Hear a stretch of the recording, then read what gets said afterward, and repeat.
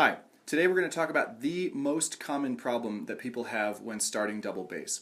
So it's not the only problem. If you have a problem, it's not necessarily this one, but this is the one that I keep seeing recurring over and over and over again, and people they have a mental block against it. So we're going to talk about it. Hopefully you can avoid it in your playing. If you have this problem, now you'll know to fix it.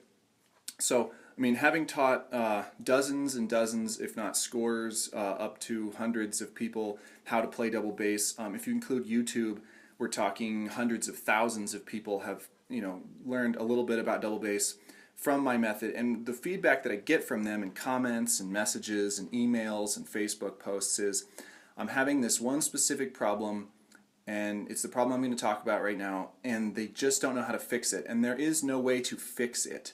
You cannot use this problem to your advantage in any way.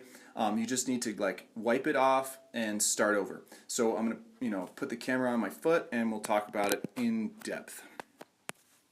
So here we have a pedal. This applies to single pedal as well as double. I'm going to just do one for the sake of clarity here.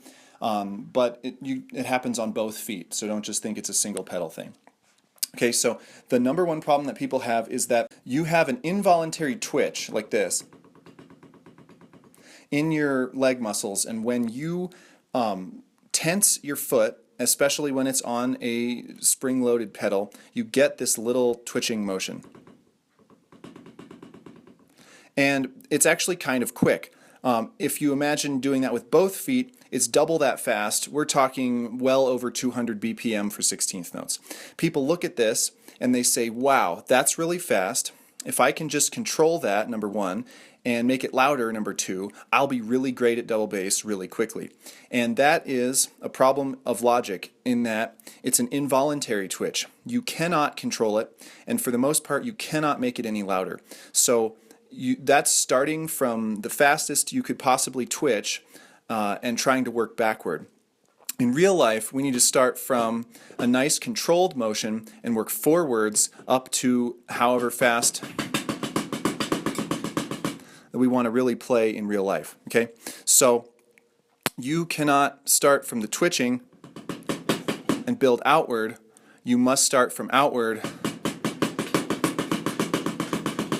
and build up naturally. Okay? So I hear this from students of all nationalities in multiple languages. They'll tell me, no, I'm really fast, I just lack control and volume. And I tell them, no, you're not very fast, you actually don't know how to play double bass at all. And this offends people, and maybe I should be a little bit more tactful, but if all you can do is twitch, you cannot play double bass or single bass for that matter. You are not drumming, you are twitching, okay? So the thing you must do to fix this is to play big, deliberate strokes slowly and use your actual voluntary muscles, not your involuntary twitch.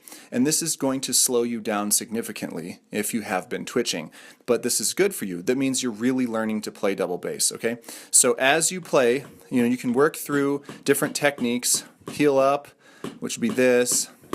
Heel down, which would be this. Floating, which would just be this. And swiveling, which would be like this. And as you build up speed correctly, you will maintain the volume and the control that you want. If you try to jump ahead at any point to twitching, you will get speed, but you will never have volume or control. And so, as you can tell, when I twitch, it's a little bit random. It's not super even. Sometimes there's portions of it that are even, but overall it's not that even. Imagine if I did that with 2 feet, that's twice the unevenness. It's a total mess. So wipe that off of your plate. Do not attempt to practice this way or play this way. Start with big, full strokes. In fact, if you can hit yourself in the foot, that's almost a good thing because it means you are using the full capacity of the pedal to play each stroke. And then make sure you are rebounding nicely off the head and playing with a real technique, and eventually it will speed up and you will be able to play as fast as you want with correct practice. Okay, so thanks for watching, and I'll talk to you guys next time.